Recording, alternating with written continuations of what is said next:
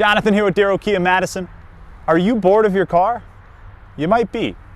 I'm standing here in one of our guest parking spots, and this could be the last place you ever park it.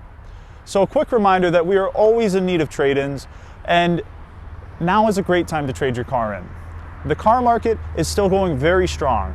However, interest rates coming off their heights, values are still a little bit down for what we're selling the cars for, while the trade-in market is still very strong, and at the same time, you can still buy your car with much less expensive money than you could even just a short time ago.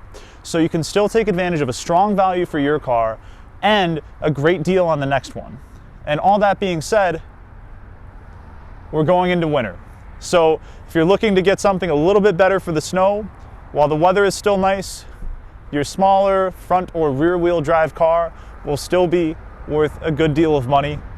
And going into winter, the market is starting to account for the fact that even though you keep your car for more than a year, if you have an all-wheel drive SUV to trade in, those are going to be more and more in demand. And we have plenty of great options along those same lines to replace them with. Your car will never be worth more than it is today. If you're looking to trade up into a vehicle ready for your winter adventures, shoot us a call or stop by today.